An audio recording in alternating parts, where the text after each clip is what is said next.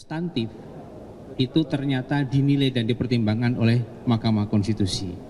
Oleh karenanya ini untuk menunjukkan kepada publik bahwa perselisihan hasil yang diadili di mahkamah tidak semata-mata soal kesalahan hasil perhitungan, soal angka-angka, tapi soal penggunaan kebijakan-kebijakan oleh negara untuk kepentingan elektoral yang kami dalilkan. Ini yang pertama, dan ini secara kualitatif. Yang kedua, bahwa Mas Anies dan Gus Imin bukan tidak suka dengan bansos, bukan menentang kebijakan tentang bansos yang sudah berjalan dari tahun ke tahun, tapi yang tidak suka adalah cara penggunaannya yang disalahgunakan untuk kepentingan elektoral. Tadi terungkap pertanyaan-pertanyaan kenapa Januari Februari sudah melonjak dan hanya beberapa daerah tertentu. Kenapa ketika Covid anggarannya tidak lebih tinggi daripada suasana sekarang? Nah, itu beberapa hal yang tadi disimak bersama pertanyaan-pertanyaan. Dan kenapa pengucurannya di bulan Januari dan Februari? Itu pertanyaan-pertanyaan yang dilontarkan oleh majelis hakim itu merupakan refleksi dari apa yang sudah kami dalilkan dalam permohonan tentang penggunaan bansos untuk kepentingan elektoral, di mana di dalam hukum pemilihan umum ketika ada penggunaan yang menguntungkan salah satu peserta tentu otomatis merugikan peserta yang lain, tidak fair. Itu signifikansinya. Maka nanti kita lihat, kita simak bersama, kita saksikan bersama bagaimana para menteri itu menjawab. Dan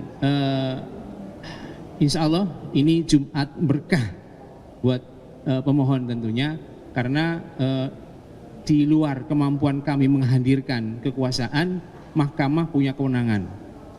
Mahkamah punya kewenangan untuk mendengar keterangan para yang terhormat pembantu presiden. Kita berharap hari ini jelas terang benderang, kalau memang itu melanggar segera diluruskan. Karena ini terakhir karena nanti November akan ada hajat pilkada serentak nasional pertama kali. Kalau ini tidak diluruskan membahayakan sekali. Singkat kata karena ini sudah mau sholat Jumat, itu saja. Terima kasih. Oh, ada satu boleh? Dia boleh tiga deh.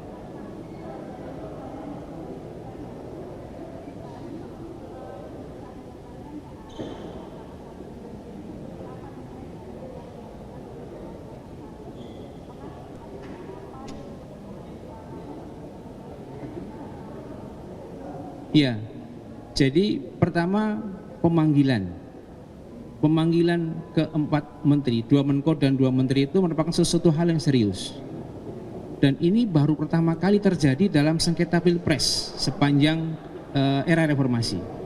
Kedua, materi yang disampaikan oleh majelis hakim itu adalah materi-materi yang merupakan refleksi dari permohonan.